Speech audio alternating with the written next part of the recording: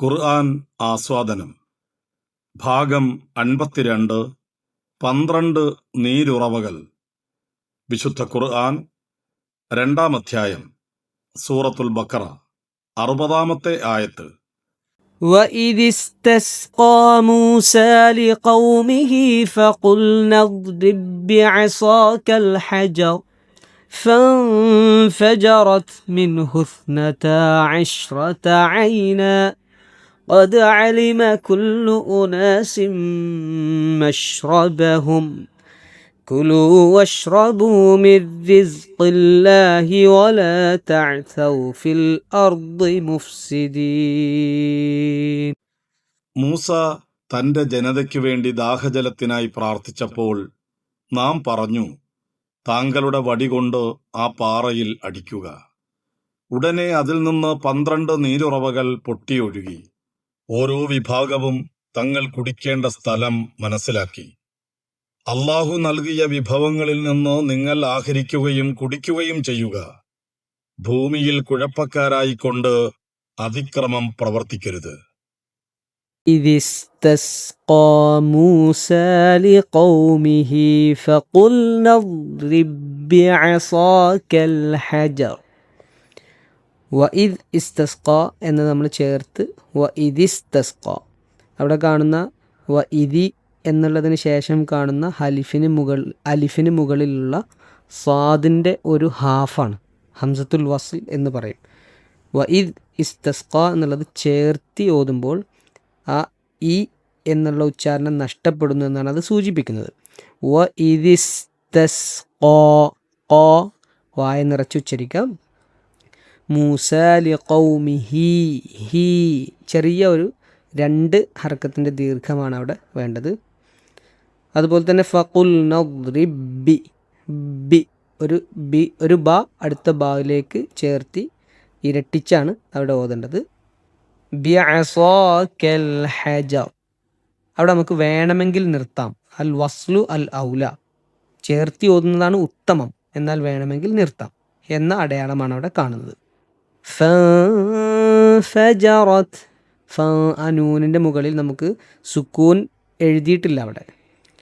അതായത് ആ നൂനിനെ നമ്മൾ മറച്ച് മണിച്ച് ഇഖ്ഫാഉൻ ബിഗുന്ന ആണ് തജ്വീദ് നിയമം. അങ്ങനെയാണ് ഓതേണ്ടത്.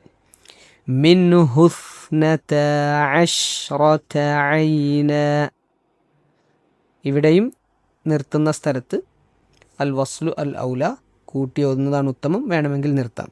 നിർത്തുമ്പോൾ ഐന എന്ന് പറഞ്ഞാണ് നിർത്തുക. ഖദ് അലിമ ഖദ് ദാൽ എന്നുള്ളത് ഖൽഖലയുടെ അക്ഷരമാണ്, സുക്കൂൻ വന്നിട്ടുണ്ട്, അതുകൊണ്ട് മുഴക്കിക്കൊണ്ട് ഓതണം. ഖദ് അലിമ കുല്ലു ഉനാസിം മശ്റബഹും ഉനാസിമ്മ മീമിലേക്ക് സീനിന് തൻവീനുണ്ട്, അതിനെ ചേർത്ത് കൊണ്ടാണ് കൂട്ടി ലയിപ്പിച്ച് മണിക്കുക. ഇദ്ഗാമുൻ ബിഗുന്ന എന്നാണ് അവിടെയുള്ള നിയമം.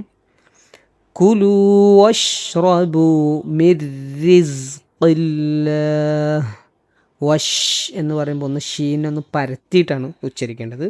മിർരി മിൻ റിസ്ഖ് എന്നുള്ള നൂനിനെ അവിടെ നമ്മൾ വെളിവാക്കൂല. ഇദ്ഗാമുൻ ബിലാ ഗുന്ന മണിക്കാതെ കൂട്ടി ലയിപ്പിക്കുക എന്നതാണ് അവിടെയുള്ള നിയമം. മിർ റിസ്ഖില്ലാഹ് ولا تعثوا في الأرض مفسدين. അതുപോലെ ഈ അക്ഷരങ്ങൾക്കൊക്കെ സുക്കൂൻ വരുമ്പോൾ പ്രത്യേകം ശ്രദ്ധിക്കേണ്ടത് അതിൻ്റെ ഡ്യൂറേഷനാണ്. ഐൻ എന്ന് പറയുന്നത് വസത്തിൻ്റെ, അതായത് ത എന്നും പറയാൻ പാടില്ല, ത എന്നുമല്ല, തഅസൗ എന്ന രൂപത്തിൽ ഉച്ചരിക്കണം. മുഫ്സിദീൻ എന്ന് പറയുമ്പോൾ അവിടെ ഒരു ഫാക്ക് കുറച്ച് കാറ്റ് വരുന്ന ഒന്ന് സസ്റ്റെയിൻ ചെയ്തിട്ട് വേണം മുഫ്സിദീൻ എന്ന് വേണം നമ്മൾ പറയാൻ. അപ്പോൾ കുറച്ച് വലിയ ആയത്താണ്. ഈ തജ്വീദ് നിയമങ്ങളൊക്കെ പാലിച്ചുകൊണ്ട് പാരായണം ചെയ്യാം.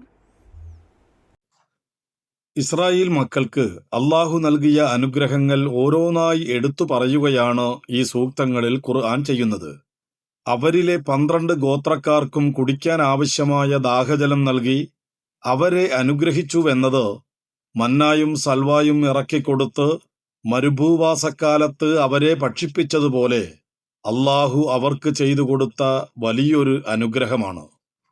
യൂസുഫ് നബി അലൈഹിസ്സലാമയുടെ ഭരണകാലത്ത് ഈജിപ്തിലെത്തിയ യാക്കൂബ് നബി അലൈഹിസ്സലാമയും മക്കളും 430 വർഷത്തോളമുള്ള പ്രവാസ ജീവിതത്തിനിടയിൽ എങ്ങനെ 12 ഗോത്രങ്ങളായി പരിണമിച്ചുവെന്ന് ബൈബിളിലെ പുറപ്പാട് പുസ്തകത്തിന്റെ തുടക്കം വായിച്ചാൽ മനസ്സിലാവും.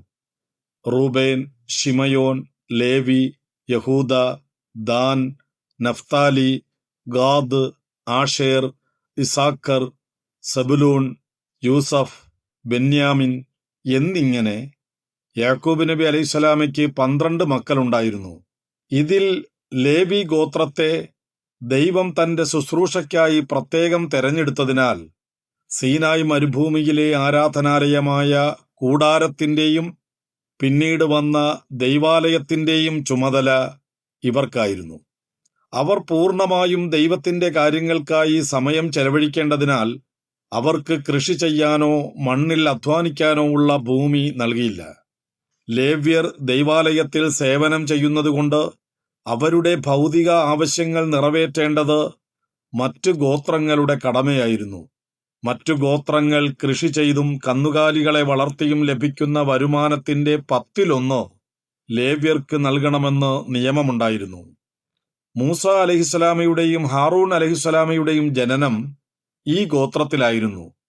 അവരാണ് പിന്നീട് ഇസ്രായേലിന്റെ പുരോഹിത ഗോത്രമായി തീർന്നത്.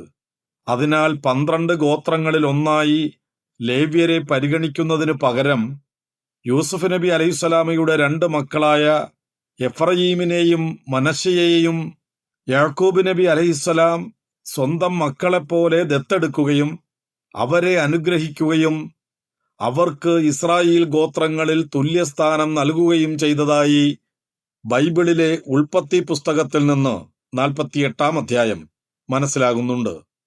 അതിനാൽ മുകളിൽ പറഞ്ഞ മക്കളിൽ യൂസുഫും ലേവിയും ഒഴിച്ചുള്ള സഹോദരങ്ങളുടെയും എഫ്രയീമിന്റെയും മനശ്ശെയുടെയും പേരിലാണ് ഇസ്രായേലിലെ 12 ഗോത്രങ്ങൾ അറിയപ്പെടുന്നത്. ബൈബിളിലെ പുറപ്പാട് പുസ്തകം 12-ാം അധ്യായം 37-ാം വചനം, സംഖ്യാപുസ്തകം 1-ാം അധ്യായം 46-ാം വചനം നൽകിയിരിക്കുന്ന കണക്കുകൾ പ്രകാരം ഏകദേശം 20 ലക്ഷം മുതൽ 30 ലക്ഷം വരെ ഇസ്രായേല്യരെയും കൂട്ടിയാണ് മൂസ അലൈഹിസ്സലാം കടൽ കടന്ന് സീനായ് മരുഭൂമിയിലെത്തിയത്. സീനായ് മരുഭൂമിയുടെ ചൂടിൽ വെള്ളം കിട്ടാതെ വിഷമിച്ച ഇസ്രായേല്യർക്ക് പാറ പിളർത്തി വെള്ളം നൽകിയ 2 സംഭവങ്ങൾ ബൈബിൾ വിവരിക്കുന്നുണ്ട്. ഈജിപ്തിൽ നിന്ന് പുറപ്പെട്ട് സീനായ് മരുഭൂമിയിലെ റഫീദീം എന്ന സ്ഥലത്ത് എത്തിയപ്പോൾ അവർക്ക് കുടിക്കാൻ വെള്ളം ലഭിച്ചില്ലെന്നും ജനങ്ങൾ ദാഹം കൊണ്ട് മോശയെ കുറ്റപ്പെടുത്താൻ തുടങ്ങിയെന്നും അപ്പോൾ ദൈവം മോശയോട് ഹോറേബിലെ ഒരു പാറയുടെ മേൽ അടിക്കാൻ കൽപ്പിച്ചുവെന്നും അങ്ങനെ ചെയ്തപ്പോൾ അതിൽ നിന്ന് വെള്ളം പുറപ്പെട്ടുവെന്നും പുറപ്പാട് പുസ്തകത്തിലുണ്ട്. 17-ാം അധ്യായം 1 മുതൽ 7 വരെയുള്ള വചനങ്ങൾ. അതാണ് ഒന്നാമത്തെ സംഭവം. വർഷങ്ങൾക്ക് ശേഷം മരുഭൂമിയിലെ യാത്രയുടെ അവസാന ഘട്ടത്തിൽ കാദേശ് എന്ന സ്ഥലത്ത് വെച്ചും സമാനമായ രീതിയിൽ വെള്ളത്തിന് ക്ഷാമമുണ്ടാവുകയും അവിടെയുള്ള പാറയിൽ മോശ തന്റെ വടി കൊണ്ട് 2 തവണ അടിക്കുകയും വെള്ളം സമൃദ്ധമായി ഒഴുകുകയും ചെയ്തതാണ് രണ്ടാമത്തെ സംഭവം. സംഖ്യാപുസ്തകം 20-ാം അധ്യായം 1 മുതൽ 13 വരെയുള്ള വചനങ്ങൾ. സൂറത്തുൽ ബക്കറയിലെ 60-ാം വചനത്തിൽ പറയുന്നത് ഒന്നാമത്തെ സംഭവമാണെന്നാണ് മനസ്സിലാവുന്നത്. എന്നാൽ ബൈബിളിൽ നിന്ന് വ്യത്യസ്തമായി ഒരേയൊരു വചനത്തിനകത്ത് ഈ ഒരു ചരിത്ര സംഭവം മുഴുവൻ ഒതുക്കുകയും അതിലൂടെ വലിയ ചില പാഠങ്ങൾ നൽകുകയും ചെയ്യുന്നുവെന്നതാണ് ഖുർആനിലെ വിവരണത്തിന്റെ സവിശേഷത. മൂസാ നബി അലൈഹിസ്സലാം പാറയിൽ അടിച്ചപ്പോൾ ജലപ്രവാഹമുണ്ടായി എന്നല്ലാതെ 12 പ്രവാഹങ്ങൾ ഉണ്ടായി എന്ന് ബൈബിളിൽ എവിടെയും പറയുന്നില്ല. മരുഭൂമിയിലെ കഠിനമായ ചൂടിൽ ദാഹിച്ചു വലഞ്ഞു നിൽക്കുന്ന ലക്ഷക്കണക്കിന് ആളുകൾ ഒരൊറ്റ ഉറവയിൽ നിന്ന് വെള്ളം കുടിക്കാൻ ശ്രമിച്ചാൽ ഉണ്ടാകുമായിരുന്ന വലിയ സംഘർഷം ഇസ്രായേലിലെ 12 ഗോത്രങ്ങൾക്കും പ്രത്യേകം ഉറവകൾ നൽകിയത് വഴി ഇല്ലാതാക്കുകയും അവർക്കിടയിൽ സമാധാനവും ക്രമവും ഉറപ്പുവരുത്തുകയും ചെയ്തതായി ഖുർആനിൽ മാത്രമേയുള്ളൂ. പാറയിൽ അടിക്കാൻ കൽപ്പിച്ചതിന് പിന്നാലെ ജലം പുറപ്പെട്ടതിനെ വിവരിക്കാൻ ഖുർആൻ തിരഞ്ഞെടുത്ത ഇൻഫജറത്ത് എന്ന പദം കേവലം ഒരു ഒഴുക്കിനെയല്ല, മറിച്ച് വലിയ സമ്മർദ്ദത്തോടെയുള്ള പെട്ടെന്നുള്ള പൊട്ടിത്തെറിച്ചുള്ള പുറപ്പെടലിനെയാണ് സൂചിപ്പിക്കുന്നത്. നിർജീവമായ ഒരു പാറയിൽ നിന്ന് അപ്രതീക്ഷിതമായി 12 ഉറവകൾ ഒരേ സമയം ശക്തിയോടെ പ്രവഹിച്ച ആ അദ്ഭുത നിമിഷത്തിന്റെ തീവ്രത ഈ പദപ്രയോഗത്തിലൂടെ വായനക്കാരന്റെ മനസ്സിലേക്ക് നേരിട്ടെത്തുന്നു. ഇതേ സംഭവം വിവരിക്കുന്ന മറ്റൊരു സൂക്തത്തിൽ 7-ാം അധ്യായം 160-ാം സൂക്തം ബജസത്ത് എന്ന പദമാണ് ഉപയോഗിച്ചിരിക്കുന്നത്. ജലം പുറത്തേക്ക് പൊടിയുന്നതിനെയോ ആദ്യത്തെ കണി കാണുന്നതിനെയോ ആണ് അത് സൂചിപ്പിക്കുന്നത്. പ്രവാഹത്തിന്റെ ആരംഭവും അതിനുശേഷമുള്ള അതിശക്തമായ കുതിപ്പും വ്യക്തമാക്കാൻ വ്യത്യസ്ത പദങ്ങൾ ഉപയോഗിച്ചത് ഖുർആനിലെ പദസമ്പന്നതയ്ക്കും കൃത്യതയ്ക്കും ഉദാഹരണമാണ്. സ്രഷ്ടാവായ അള്ളാഹുവിന്റെ അപാരമായ ഇടപെടലിനെ കേവലം ഒരു വാക്കിനാൽ ദൃശ്യവൽക്കരിക്കാൻ ഇതിലൂടെ സാധിക്കുന്നു. മൂസാ നബി അലൈഹിസ്സലാം അടിച്ചപ്പോൾ ജലപ്രവാഹമുണ്ടായ പാറ എവിടെയാണ് സ്ഥിതി ചെയ്യുന്നത്? ഈജിപ്തിലെ സെന്റ് കാതറിൻ സന്യാസി മഠത്തിനടുത്തുള്ള ജബൽ മൂസ എന്നറിയപ്പെടുന്ന ഒരു വലിയ പാറയാണിതെന്നാണ് പരമ്പരാഗതമായി കരുതപ്പെടുന്നത്. 4-ാം നൂറ്റാണ്ടിൽ ബൈസന്റൈൻ ഭരണകാലം മുതലെങ്കിലും ക്രിസ്ത്യാനികൾ ഈ പാറയെയാണ് മോശയുടെ പാറയായി കരുതി അവിടേക്ക് തീർത്ഥാടനങ്ങൾ നടത്തിവരുന്നത്. 527-565 കാലത്ത് ജസ്റ്റിനിയൻ 1-ാമൻ ചക്രവർത്തി ഈ പാറയ്ക്കടുത്ത് സ്ഥാപിച്ചതാണ് സെന്റ് കാതറിൻ സന്യാസി മഠം. ഈ പാറമേൽ ജലമൊഴുകിയതിന്റെ 12 അടയാളങ്ങൾ ഉണ്ടെന്ന് പറയപ്പെടുന്നുണ്ടെങ്കിലും അവ ഇപ്പോൾ വ്യക്തമല്ല. പല ആധുനിക ഗവേഷകരും കരുതുന്നത് മോശയുടെ പാറ സൗദി അറേബ്യയിലെ ജബൽ അൽ ഔസ് പർവ്വതത്തിനടുത്താണെന്നാണ്. ഇവിടെ ഏകദേശം 18 മീറ്റർ ഉയരമുള്ള ഒരു വലിയ പാറ മുകളിൽ നിന്ന് അടിവരെ പിളർന്ന നിലയിൽ കാണപ്പെടുന്നു. മരുഭൂമിയുടെ മധ്യത്തിൽ നിൽക്കുന്ന ഈ പാറയുടെ അടിഭാഗത്ത് വെള്ളം ഒലിച്ചുപോയതിന്റെ അടയാളങ്ങൾ കാണാം.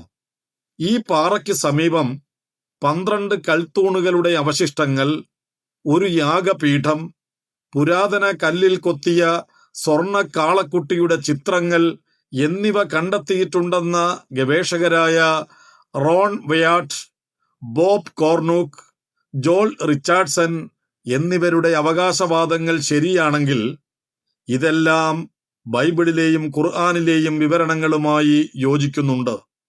മോശയുടെ ഭാര്യയുടെ പിതാവ് മിദ്യാനുകാരനായിരുന്നുവെന്നതും സൗദി അറേബ്യയുടെ വടക്കു പടിഞ്ഞാറൻ ഭാഗത്തുള്ള ജബൽ അൽ ഔസ് പ്രദേശം പുരാതന മിദ്യാന്റെ ഭാഗമായിരുന്നുവെന്നുമുള്ള വസ്തുതകൾ ഈ നിഗമനത്തിന് വലിയ ചരിത്രപരമായ അടിത്തറ നൽകുന്നുണ്ട്. മൂസാ നബി അലൈഹിസ്സലാം തന്റെ പ്രവാസകാലം ചെലവഴിച്ചത് മിദ്യാനിലായിരുന്നു എന്ന ബൈബിൾ വിവരണത്തോടൊപ്പം സീനായ് പർവ്വതം അറേബ്യയിലാണ് എന്ന പുതിയ നിയമത്തിലെ പരാമർശം കൂടി ഗലാത്യർ പുസ്തകം 4-ാം അധ്യായം 25-ാം വചനം ചേർത്ത് വായിക്കുമ്പോൾ മിദ്യാനിലെ ഈ പർവ്വത നിരകൾക്ക് വലിയ പ്രാധാന്യം കൈവരുന്നു. ഇത് ശരിയാണെങ്കിൽ മൂസാ നബി അലൈഹിസ്സലാമയുടെയും ഇസ്രായേല്യരുടെയും മരുഭൂവാസവും കാനാൻ ദേശം തേടിയുള്ള യാത്രയുമായും ബന്ധപ്പെട്ട പല ധാരണകളും തിരുത്തി എഴുതേണ്ടി വന്നേക്കും. സൂറത്തുൽ ബഖറയിലെ 60-ാം സൂക്തം കേവലം ഒരു ചരിത്ര സംഭവത്തെയോ ഭൗതികമായ അത്ഭുതത്തെയോ വിവരിക്കുക മാത്രമല്ല, മറിച്ച് മൗലികമായ ഒരു ആത്മീയ സാമൂഹിക പാഠം കൂടി നൽകുന്നുണ്ട്. മരുഭൂമിയിലെ കഠിനമായ ദാഹത്തിനു ശേഷം 12 നീരുറവകൾ നൽകി ദാഹം ശമിപ്പിച്ചതിന് ശേഷമുള്ള അള്ളാഹു നൽകിയ വിഭവങ്ങളിൽ നിന്ന് നിങ്ങൾ ആഹരിക്കുകയും കുടിക്കുകയും ചെയ്യുക. ഭൂമിയിൽ കുഴപ്പക്കാരായിക്കൊണ്ട് അതിക്രമം പ്രവർത്തിക്കരുത് എന്ന ദൈവിക നിർദ്ദേശം ശ്രദ്ധേയമാണ്. മനുഷ്യന് ആവശ്യമുള്ള വിഭവങ്ങൾ സമൃദ്ധമായി ലഭിക്കുമ്പോൾ അവൻ പലപ്പോഴും അഹങ്കാരിയാവുകയും ഭൂമിയിൽ കുഴപ്പങ്ങൾ സൃഷ്ടിക്കുകയും ചെയ്യാറുണ്ട്. അനുഗ്രഹങ്ങൾ ലഭിക്കുമ്പോൾ അത് നൽകിയ സ്രഷ്ടാവിനോട് നന്ദിയുള്ളവരാവുക എന്ന വലിയ പാഠത്തോടൊപ്പം ഭൗതിക സൗകര്യങ്ങൾ ഉപയോഗിച്ച് മറ്റുള്ളവരുടെ അവകാശങ്ങൾ കവരുകയോ സമൂഹത്തിൽ കുഴപ്പങ്ങൾ ഉണ്ടാക്കുകയോ ചെയ്യരുതെന്ന ഗൗരവകരമായ താക്കീതും ഇതിലുണ്ട്. ഓരോ വിഭാഗവും തങ്ങൾ കുടിക്കേണ്ട സ്ഥലം മനസ്സിലാക്കി എന്ന ഖുർആനിക പരാമർശം സാമൂഹിക നീതിയുടെയും സുസ്ഥിരമായ ഭരണനിർവഹണത്തിന്റെയും ഉത്തമ മാതൃകയാണ്. ലക്ഷക്കണക്കിന് വരുന്ന ജനത ഒരൊറ്റ ഉറവയെ ആശ്രയിക്കുന്നത് വഴി ഉണ്ടാകുമായിരുന്ന തിക്കും തിരക്കും തർക്കങ്ങളും ഒഴിവാക്കാൻ 12 ഗോത്രങ്ങൾക്കും പ്രത്യേകം കുടിസ്ഥലം നിശ്ചയിച്ചു നൽകിയത് വഴി സാധിച്ചു. അർഹമായ വിഭവങ്ങൾ കൃത്യമായും നീതിപൂർവമായും വിതരണം ചെയ്യപ്പെട്ടാൽ സമൂഹത്തിൽ സമാധാനം നിലനിൽക്കുമെന്ന വലിയ പാഠമാണിത് നൽകുന്നത്. ഒരു വലിയ ജനതയെ നയിക്കുമ്പോൾ വിഭവങ്ങൾ തുല്യമായി വീതിച്ചു നൽകേണ്ടത് നേതാവിന്റെ ഉത്തരവാദിത്തമാണെന്നും അതുവഴി മാത്രമേ സംഘർഷങ്ങളില്ലാത്ത ഒരു സാമൂഹിക ക്രമം കെട്ടിപ്പടുക്കാൻ കഴിയൂ എന്നും മൂസാ നബി അലൈഹിസ്സലാമയുടെ ഈ പ്രവൃത്തിയിലൂടെ ഖുർആൻ പഠിപ്പിക്കുന്നു. വിഭവങ്ങളുടെ ലഭ്യത നന്ദിയോടെയും വിനയത്തോടെയും സ്വീകരിക്കേണ്ട ഒന്നാണെന്നും അവയുടെ വിതരണത്തിൽ പുലർത്തുന്ന നീതിയാണ് സാമൂഹിക സമാധാനത്തിന്റെ ആധാരമെന്നുമാണ് ഈ വചനം നമ്മെ ബോധ്യപ്പെടുത്തുന്നത്. നന്ദി പ്രകടിപ്പിക്കുന്നത് കേവലം വാക്കുകൾ കൊണ്ടല്ല, മറിച്ച് അള്ളാഹുവിന്റെ നിയമങ്ങൾ പാലിച്ച് ഭൂമിയിൽ അതിക്രമങ്ങൾ പ്രവർത്തിക്കാതെ സമാധാനം നിലനിർത്തിക്കൊണ്ടായിരിക്കണം എന്നതാണ് ഈ വചനം നൽകുന്ന കാതലായ സന്ദേശം. ഓരോ മനുഷ്യനും വിഭവങ്ങൾ ആസ്വദിക്കുമ്പോൾ മറ്റുള്ളവർക്ക് പ്രയാസമുണ്ടാക്കാതെയും മാന്യമായും ജീവിക്കാൻ കടപ്പെട്ടവനാണെന്ന് ഈ ആഹ്വാനം ഓർമ്മപ്പെടുത്തുന്നു.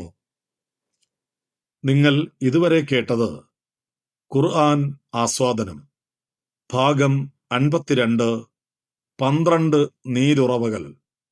വിശുദ്ധ ഖുർആൻ 2-ാം അധ്യായം സൂറത്തുൽ ബഖറ 60-ാമത്തെ ആയത്ത്. രചന MM അക്ബർ. ശബ്ദം നൽകിയത് ആറാട്ടുപുഴ ഹക്കിം ഖാൻ. ഖുർആൻ പാരായണവും തജ്വീദ് വിശദീകരണവും അബ്ദുള്ള തിരൂർക്കാട്. ഇൻഷാ അല്ലാഹ് തുടരും.